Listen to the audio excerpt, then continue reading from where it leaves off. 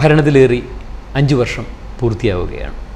തെരഞ്ഞെടുപ്പിനെ അഭിമുഖീകരിക്കുവാനുള്ള ഒരു അവസ്ഥയിലേക്ക് എത്തി നിൽക്കും. പലരും പറഞ്ഞിരുന്നു ഭരണത്തിലേറി ഏകദേശം ചുരുങ്ങിയ കാലം തികയുന്നതിന് മുൻപേ 1 വർഷം തികയ്ക്കുമോ അല്ലെങ്കിൽ 2 വർഷം തികയ്ക്കുമോ. എന്നാൽ ഏവരുടെയും ചോദ്യങ്ങൾക്കും സംശയങ്ങൾക്കും മറുപടി കിട്ടിയിരിക്കുന്നു. എങ്ങനെ വിലയിരുത്തുന്നു ഈ 5 വർഷത്തെ? ഈ ഗവൺമെൻറ് ചെറിയ ഭൂരിപക്ഷത്തിലാണ് അധികാരത്തിൽ വന്നത്. ഈ ഗവൺമെൻറ് അധികാരത്തിൽ വരുമ്പോൾ മുഖ്യ ചർച്ചാ വിഷയം ഈ ഗവൺമെൻറ് എത്ര നാളത്തേക്കാണ്.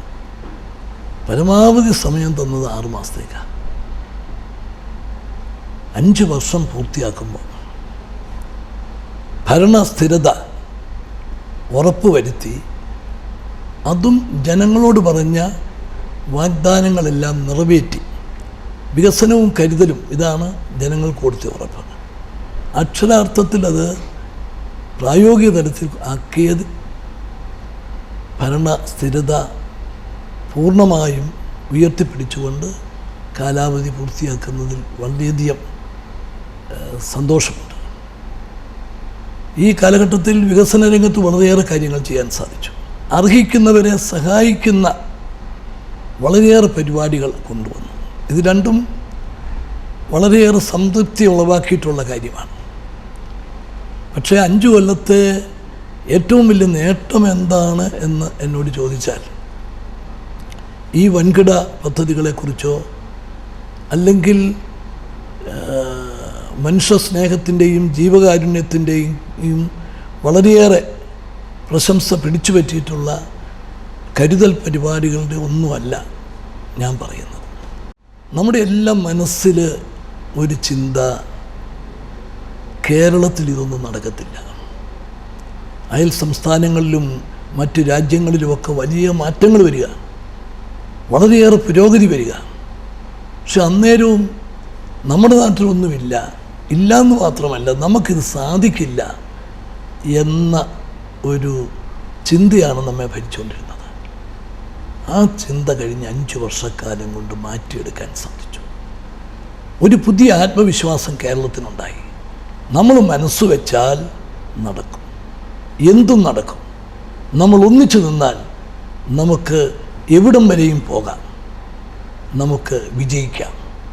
ഈ ഒരു ആത്മവിശ്വാസമാണ് കഴിഞ്ഞ 5 വർഷക്കാലം കൊണ്ട് കേരളത്തിന് നേടിയെടുക്കാൻ സാധിച്ച ഏറ്റവും വലിയ വിജയം, നേട്ടം എന്ന് ഞാൻ കരുതുന്നു. അങ്ങ് ഇങ്ങനെയൊക്കെ പറയുമ്പോഴും തീർച്ചയായിട്ടും 1 വർഷം പൂർത്തിയാക്കുന്നതിന് മുൻപ് തന്നെ പ്രതിസന്ധികൾ സാധാരണക്കാരിലേക്ക് ഒരു കാര്യം എത്തിക്കാൻ വേണ്ടി ശ്രമിക്കുമ്പോൾ ആക്രമണങ്ങൾ പലപ്പോഴും വ്യക്തിഹത്യ വരെ ഉണ്ടായി. കാരണം ആരും ചെയ്യാൻ പാടില്ലാത്ത ആരും അങ്ങനെ ഒരു മേഖലയിലേക്ക് കടക്കാൻ പാടില്ല. കാരണം ആ ഒരു രീതിയിലേക്ക് വരെ അങ്ങേക്കെതിരെ ആളുകൾ തിരിഞ്ഞു. ആ നിമിഷങ്ങളിലൊക്കെ ആ വേദന തോന്നി. അത് എങ്ങനെ അതിനെ അഭിമുഖീകരിക്കാൻ വേണ്ടി സാധിച്ചു? എനിക്ക് ഈ 5 വർഷക്കാലം വളരെയേറെ പ്രതിസന്ധികൾ, വ്യക്തിപരമായ കടന്നാക്രമണം, ഞാൻ മനസ്സിൽ ചിന്തിച്ചു പോലുമില്ലാത്ത ആക്ഷേപങ്ങളും ആരോപണങ്ങളും ഒക്കെ ഉണ്ടായി. കായികമായിട്ട് പോലും മാർക്സിസ്റ്റ് പാർട്ടിയുടെ പ്രതിഷേധം എന്നെ വഴിതടയും, എന്നെ പരിപാടി പങ്കെടുപ്പിക്കത്തില്ല, സെക്രട്ടേറിയറ്റ് കയറ്റില്ല, ക്ലിഫ് ഹൗസ് വളയുക, അതിലൊക്കെ ഒടുവിൽ എന്നെ കല്ലെറിഞ്ഞു വീഴ്ത്തി. അങ്ങനെയുള്ള സംഭവങ്ങൾ വളരെയേറെ ഉണ്ടായി. പക്ഷേ ഞാൻ അങ്ങനെ ഉണ്ടാകുന്ന അവസരത്തിലും വളരെ ഒരു മിതത്വമാണ് ഞാൻ പാലിച്ചിട്ടുള്ളത്. കാരണം നമ്മൾ ചെയ്യാനുള്ള കടമകൾ നിറവേറ്റുക, അതിനകത്ത് ഒരു ചെറിയ പാളിച്ച വന്നാൽ ഞാൻ വളരെ തളരും, മാനസികമായി പതറും. നമ്മുടെ ഭാഗത്ത് ഒരു തെറ്റ്, ഒരാളോടുള്ള ഒരു സംസാരത്തിൽ ഒരു വാക്ക് പിഴച്ചാൽ അതൊക്കെ എന്നെ വളരെയധികം അലട്ടും. പക്ഷേ ഇതുപോലുള്ള അതിരൂക്ഷമായ കടന്നാക്രമണങ്ങളും ആക്ഷേപങ്ങളും ആരോപണങ്ങളും ഒക്കെ വരുമ്പോൾ അതിനെ അതിജീവിക്കാൻ എൻ്റെ മനസാക്ഷിയാണ് എനിക്ക് കൂട്ട്. ഞാൻ വിശ്വസിക്കുന്നു, എൻ്റെ അനുഭവം അതാണ്, നമ്മൾ തെറ്റ് ചെയ്തില്ലെങ്കിൽ നമുക്ക് ഒരു കുഴപ്പവും ഉണ്ടാവില്ല. അപ്പോൾ ആ ഒരു മനസാക്ഷിയുടെ ശക്തിയാണ് എനിക്ക് ഈ പ്രതിസന്ധികളെയെല്ലാം അതിജീവിക്കാൻ എനിക്ക് കരുത്ത് നൽകിയിട്ടുള്ളത്. ഒരു മുന്നണിയുടെ ഒരു ജില്ലാ കമ്മിറ്റി അംഗം എന്നോടൊരിക്കൽ പറയുകയുണ്ടായി, അങ്ങയുടെ നേതൃത്വത്തിലുള്ള ജനസമ്പർക്ക പരിപാടി എല്ലാ ജില്ലകളിലും നടന്നുകൊണ്ടിരിക്കുന്ന ഒരു വേളയിൽ അദ്ദേഹം അവിടെ ഒരു കിടക്കയിലായിരിക്കുന്ന ഒരു രോഗി, സാമ്പത്തികമായിട്ട് യാതൊരു നിർവാഹവുമില്ല. അപ്പോൾ അദ്ദേഹം ഞാൻ കൂടെ നിൽക്കുമ്പോഴാണ് പറഞ്ഞത്, എങ്ങനെയെങ്കിലും ഉമ്മൻചാണ്ടിയുടെ അടുത്ത് ഈ രോഗിയെ എത്തിക്കുവാൻ സാധിച്ചാൽ തീർച്ചയായിട്ടും നിങ്ങൾക്ക് എന്തെങ്കിലും ഒരു ആനുകൂല്യം CM നിന്ന് ലഭിക്കും എന്ന് പറഞ്ഞു. ഇത് പറഞ്ഞ് അവരെ യാത്രയാക്കിയതിന് ശേഷം ഞാൻ അദ്ദേഹത്തോട് ചോദിച്ചു, താങ്കൾ ആ പറഞ്ഞത് എന്തുകൊണ്ടാണ്? താങ്കളൊരു പാർട്ടിയുടെ ജില്ലാ കമ്മിറ്റി അംഗമാണ്, പലപ്പോഴും പാർട്ടിയുടെ പല നമുക്കറിയാവുന്ന കാര്യങ്ങളാണ്, ചെളിവാരി തേക്കുവാൻ വേണ്ടി ശ്രമിക്കുന്നു എന്ന് പലപ്പോഴും തോന്നിയിട്ടുണ്ട്, അല്ലെങ്കിൽ അങ്ങനെ ചെയ്തുകൊണ്ടിരിക്കുന്ന. അപ്പോൾ അദ്ദേഹം എന്നോട് പറഞ്ഞു, ജെയിംസ്, സത്യം എന്തായാലും പറയാതിരിക്കാനാകില്ലല്ലോ എന്ന് അദ്ദേഹം എന്നോട് പറഞ്ഞു. അങ്ങ് വിശ്വസിക്കുന്നുണ്ടോ ഈ ചെളിവാരി തേക്കുവാൻ വേണ്ടി ശ്രമിക്കുന്നവരുടെ ഉള്ളിലും എന്താണ് അങ്ങ് ചെയ്യുന്നതെന്ന് അവർ അറിഞ്ഞുകൊണ്ടാണ് ഇത് പറയുന്നത്? അങ്ങ് വിശ്വസിക്കുന്നുണ്ടോ?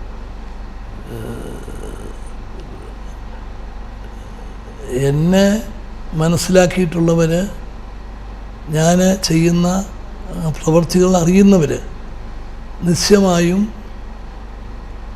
അതിനകത്തെ ആത്മാർത്ഥത മനസ്സിലാക്കും എന്നെനിക്ക് ഉറപ്പുണ്ട്. വ്യക്തിപരമായി എന്നെ അത് രൂക്ഷമായിട്ട് വിമർശിക്കുമ്പോഴും അവർക്ക് നേരിട്ടറിയാവുന്നത് അതിൽ നിന്ന് തികച്ചും വ്യത്യസ്തമായിട്ടുള്ള സാഹചര്യങ്ങളാണ്. പക്ഷേ പഴയ രാഷ്ട്രീയ പ്രവർത്തന ശൈലിയല്ല ഇന്ന്. ഞാൻ നിയമസഭയിൽ വന്നിട്ട് 46 വർഷമാകുകയാണ്.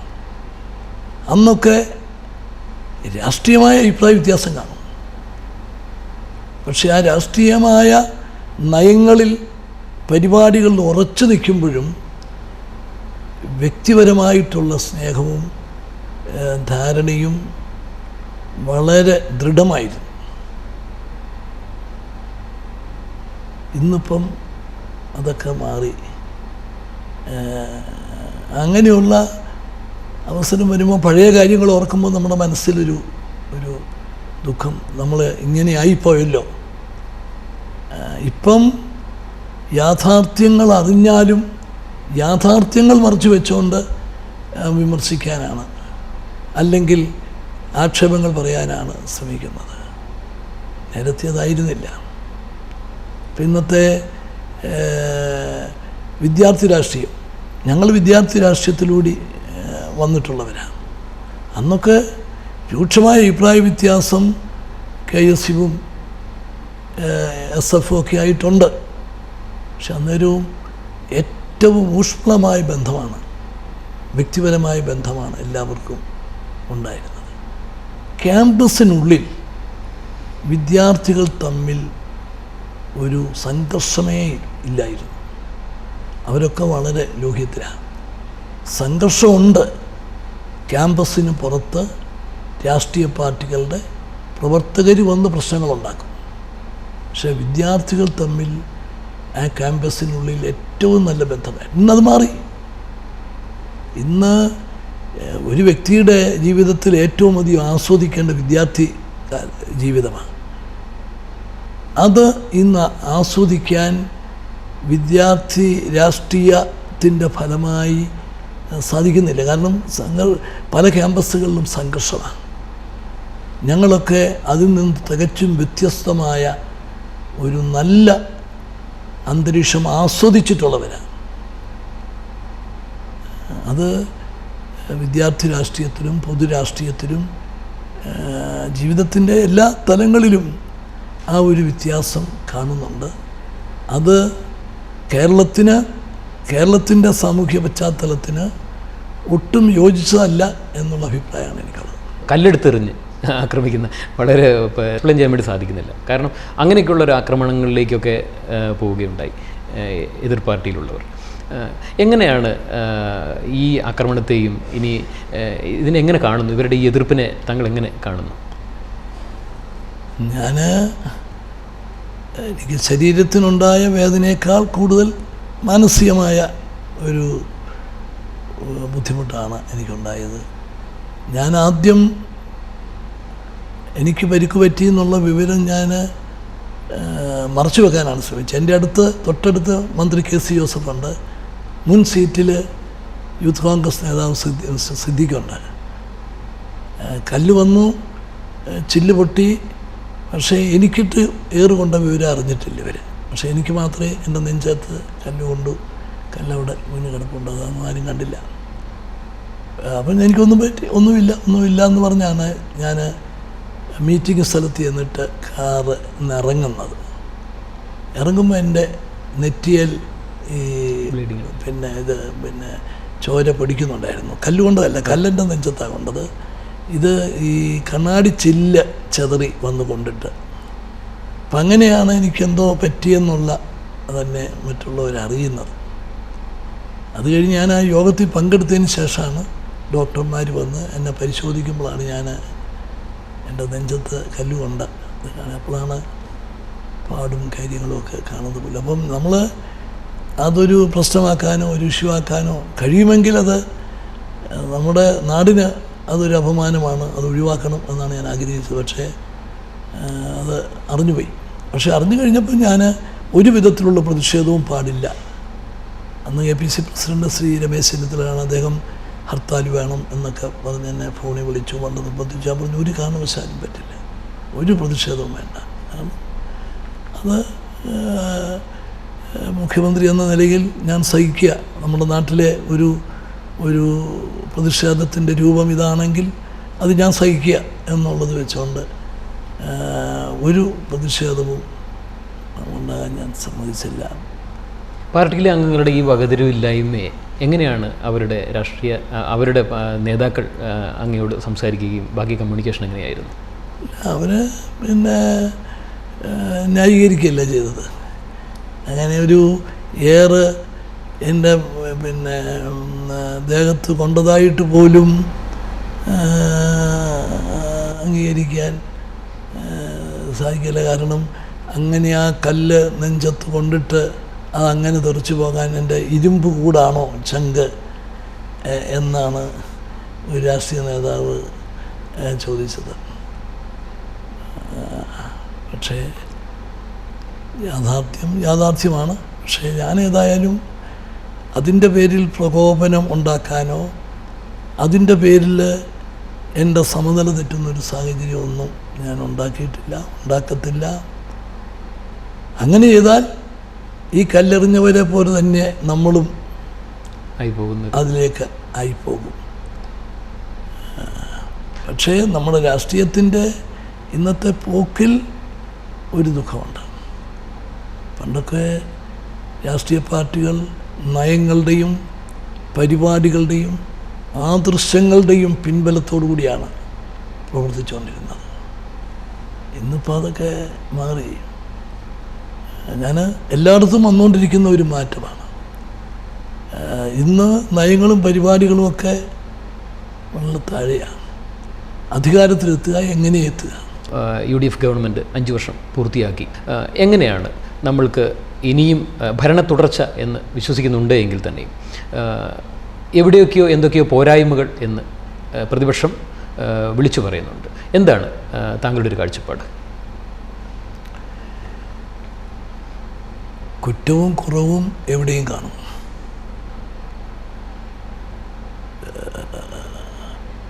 കുറ്റങ്ങളും കുറവുകളും പരിഹരിച്ച് ജനങ്ങളുടെ ആവശ്യങ്ങളും നാടിൻ്റെ ലക്ഷ്യങ്ങളും മനസ്സിലാക്കി പ്രവർത്തിക്കുക എന്നുള്ളതാണ് ഞാൻ എന്നും സ്വീകരിച്ചിട്ടുള്ളൊരു ശൈലി. ഞാൻ വളരെ വ്യക്തമായിട്ട് പലയിടത്തും പറഞ്ഞിട്ടുണ്ട്. എൻ്റെ ഒരു സമീപനം, എൻ്റെ മുമ്പിൽ വരുന്ന കാര്യങ്ങൾ അത് ശരിയെന്ന് എനിക്ക് ബോധ്യപ്പെട്ടാൽ അത് മുഴുവനും ഞാൻ ചെയ്യും. എന്ന് പറഞ്ഞാൽ എൻ്റെ അറിവിൽ ശരിയെന്ന് എനിക്ക് കിട്ടുന്ന വിവരം കിട്ടുന്ന അനുസരിച്ച് മുമ്പിൽ വരുന്ന 100 കാര്യങ്ങളുണ്ട്. ആ 100 കാര്യവും ഞാൻ ചെയ്യും. അങ്ങനെ ചെയ്താൽ അതിൽ കുറഞ്ഞതൊരു 10 എണ്ണമെങ്കിലും തെറ്റും. കാരണം ഞാൻ എൻ്റെ ഒരു ഫസ്റ്റ് ഹാൻഡ് ഇൻഫർമേഷനാണ്. ചിലപ്പം വൺ സൈഡഡാണ്. നമുക്കത് മുഴുവൻ വെരിഫൈ ചെയ്ത് ഞാൻ ഒരു തെറ്റും ചെയ്യത്തില്ല, ഞാൻ 100% ശരി മാത്രമേ ചെയ്യത്തുള്ളൂ, ചെയ്യാൻ പാടുള്ളൂ എന്നുണ്ടെങ്കിൽ ഇതിൻ്റെ എല്ലാ വശങ്ങളും പരിശോധിക്കണം. അപ്പോൾ എനിക്ക് 110 കാര്യമേ ചെയ്യാൻ നോക്കും. അപ്പോൾ എനിക്ക് 100 ചെയ്യണം, 10 ചെയ്താൽ പോരാ. അപ്പം പിന്നെ ഞാൻ സ്വീകരിക്കുന്ന എന്താ, അതിൽ തെറ്റെന്ന് ബോധ്യപ്പെട്ടാൽ ആ സെക്കൻഡ് ഞാൻ തിരുത്തും. എനിക്കിതിൽ ഒന്നിലും എനിക്കൊരു ചരടില്ല, അല്ലെങ്കിൽ ഒരു നിർബന്ധ ബുദ്ധിയില്ല. ഇത് ചെയ്തേ പറ്റൂ, അല്ലെങ്കിൽ ഇത് ചെയ്യണം എന്നില്ല. നമുക്കുള്ളത് ജനങ്ങളുടെ താല്പര്യം, നാടിൻ്റെ താല്പര്യം.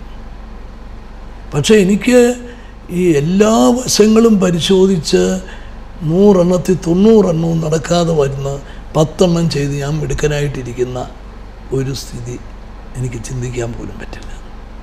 അവൻ ഞാൻ ചൂസ് ചെയ്യുന്ന ഇതാ, എൻ്റെ ഒരു പ്രാഥമിക നിഗമനത്തിൽ ശരിയെന്ന് തോന്നുന്ന 100 കാര്യവും ചെയ്യും. ചെയ്യുന്നത് ഇത് ചിലത് തെറ്റും എന്നറിഞ്ഞുകൊണ്ട് തന്നെയാണ്. തെറ്റെന്ന് ബോധ്യപ്പെട്ടാൽ ആ സെക്കൻഡിൽ ഒരു മടിയും കൂടാതെ തെറ്റായി പോയത് ഏതാ തിരുത്തുന്നു എന്ന് പറഞ്ഞാൽ തിരുത്തും. അതുകൊണ്ട് എനിക്ക് ഒത്തിരി കാര്യങ്ങൾ ചെയ്യാൻ സാധിച്ചിട്ടുണ്ട്.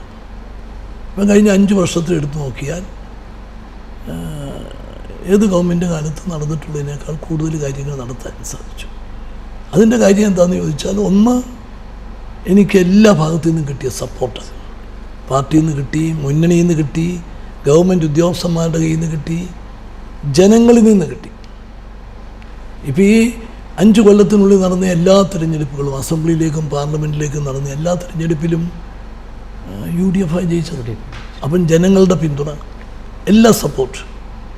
അപ്പം ഏറ്റവും പ്രധാനപ്പെട്ട ഘടകം എനിക്ക് ലഭിച്ച ഈ ഒരു സപ്പോർട്ടാണ്. 2, കാര്യങ്ങൾ ചെയ്യുന്നതിലുള്ള വേഗതയും തീവ്രതയും. ഞാൻ നേരത്തെ പറഞ്ഞതുപോലെ ശരിയെന്ന് തോന്നിയാൽ ഞാൻ ചെയ്യും, തെറ്റെന്ന് കാണുമ്പോൾ അപ്പം തിരുത്തും. അപ്പം അതുകൊണ്ട് നമുക്ക് കുറേ അധികം കാര്യങ്ങൾ ചെയ്യാൻ സാധിച്ചു. ക്ലിഫ് ഹൗസിൻ്റെ ഒരു ഉപരോധത്തിൽ ഒരു വീട്ടമ്മ ഉണ്ടാക്കിയ പ്രശ്നങ്ങൾ, പഴയ ആ ഓർമ്മകളിലേക്ക് ഞാൻ താങ്കളെ കൂട്ടിക്കൊണ്ട് പോവുകയാണ്. കാരണം സാധാരണക്കാരിയായ ഒരു വീട്ടമ്മയുടെ പ്രതികരണം, എക്സാമ്പിളായിട്ട് ഞാൻ ഈ പറഞ്ഞ ക്ലിഫ് ഹൗസ് ഉപരോധത്തെക്കുറിച്ചിട്ട് എന്താണ് അങ്ങേക്ക് പറയാനുള്ളത്? അവർ എല്ലാ സമരമാർഗങ്ങളും സ്വീകരിച്ചിട്ടുണ്ട്. ഞാൻ അതിനെയൊക്കെ വളരെ പക്വതയോടും വളരെ മിതത്വത്തോടും കൂടിയാണ്. അതൊന്നും ഒരു അഭിമാന പ്രശ്നമായിട്ട് ഞാൻ എടുത്തിട്ടില്ല.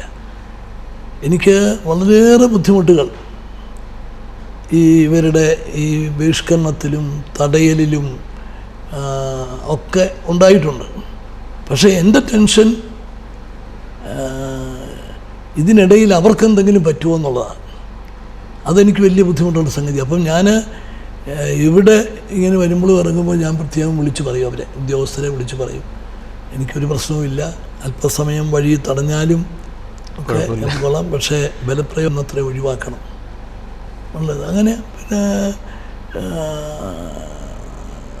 എല്ലാം ആ രീതിയിൽ തന്നെയാണ്. കാര്യമായ ഇത്ര വലിയ സംഘർഷം ഞാൻ അവിടെ പോലും പോലീസ് ഒരു ലാത്തി ചാർജ് ചെയ്തില്ല. കാരണം ഞാൻ ഈ കണ്ണൂരിലേക്ക് പോകുമ്പം അവിടെ ഇവർ എന്നെനിക്കറിയാം. ഞാൻ തലശ്ശേരിയിൽ നിന്ന് കാറിൽ പോകുമ്പോഴും ഞാൻ ADGPയെ വിളിക്കുന്നുണ്ട്. അപ്പം നിങ്ങൾ വേറൊന്നും നിൽക്കേണ്ട, എന്നെ ഏതെങ്കിലും വഴിമാറ്റി പോകണമെങ്കിൽ വഴിമാറ്റി പോകണം. പിന്നെ എവിടെയെങ്കിലും തടഞ്ഞെങ്കിൽ അവിടെ 5 മിനിറ്റ് കിടക്കുന്നതിന് എനിക്ക് ബുദ്ധിമുട്ടില്ല, ഒരു ആക്ഷൻ ഉണ്ടാകരുത് എന്ന് വ്യക്തമായിട്ട് ഞാൻ പറഞ്ഞു. ഈ കല്ലെറിഞ്ഞിട്ട് പോലും ആവശ്യത്തിന് പോലീസുകാരുണ്ടായിരുന്നു, എന്നിട്ട് പോലും അവിടെ ഒരു പോലീസ് ആക്ഷൻ ഉണ്ടായില്ല. ഒരാൾക്ക് പോലും ഒരു പരിക്ക് പറ്റുന്ന സ്റ്റേജ് ഉണ്ടായില്ല. മുഖ്യമന്ത്രിക്ക് പരിക്ക് പറ്റി. പക്ഷേ 1000-ഓളം പോലീസുകാർ ഉണ്ടായിരുന്നിട്ടും ഒരു ഒന്നും ഉണ്ടായില്ല. കാരണം അപ്പോൾ അതിനെയൊക്കെ ഞാൻ ആ രീതിയിലാണ് ശ്രമിച്ചത്. ഞാൻ ഇവരുടെ ഈ ബഹിഷ്കരണവും ഇവരുടെ ഈ വഴിതടയിലുമൊക്കെ എന്നെ സംബന്ധിച്ചോളം ഞാനതിനെ പോസിറ്റീവായിട്ടാണ് എടുത്തത്. ഞാനതിനെ നെഗറ്റീവായിട്ടെടുത്ത് പോലീസ് അറസ്റ്റ് ചെയ്യണം, വഴിവൊരുക്കണം, ഞാൻ വരുന്നതിന് മുമ്പ് തന്നെ എല്ലാം റെഡിയാക്കണം എന്നുള്ളതല്ല. ഞാൻ കൊടുത്ത് എന്തു ആയിക്കോട്ടെ, വേറെ പോലീസ് ആക്ഷൻ ഉണ്ടാകരുത്. എന്നിട്ട് ഞാൻ ജനങ്ങളിലേക്ക് ഇറങ്ങിച്ചെല്ലാനാണ് ഞാൻ ശ്രമിച്ചത്. അതാണ് ജനസമ്പർക്ക പരിപാടിയിലൊക്കെയൊക്കെ ഞാൻ ജനങ്ങളുമായിട്ട് എത്രമാത്രം നമുക്ക് ബന്ധപ്പെടാൻ സാധിക്കും അതിന് ഞാൻ ശ്രമിച്ചു. അതിൽ എനിക്ക് ഈ 5 വർഷം എനിക്ക് ഏറ്റവും വലിയ സംതൃപ്തി, എനിക്ക് ഇവർ ഉയർത്തിയ ആ വെല്ലുവിളിയാണ് ഞാനൊരു വെല്ലുവിളിയായി സ്വീകരിച്ചുകൊണ്ട് ഞാനതിനെ നെഗറ്റീവായിട്ട് പോലീസിനെ ഉപയോഗിച്ചല്ലെങ്കിൽ അധികാരം ഉപയോഗിച്ച് ഇതാക്കാനല്ല, മറിച്ച് എനിക്ക് കിട്ടിയ അധികാരം ജനങ്ങൾക്ക് വേണ്ടി, നാടിനു വേണ്ടി കൂടുതൽ വിനിയോഗിച്ചുകൊണ്ട് ജനങ്ങളുടെ അടുത്തെത്താനാണ് ഞാൻ ശ്രമിച്ചത്. അതിൽ എനിക്ക് നല്ല വിജയമുണ്ടായി. അതിലെ ഒരനുഭവമാണ് ഈ പറഞ്ഞത് ക്ലിഫ് ഹൗസിലെ ഉപരോധ സമയത്ത് ഒരു വീട്ടമ്മ പ്രകടിപ്പിച്ച വികാരം.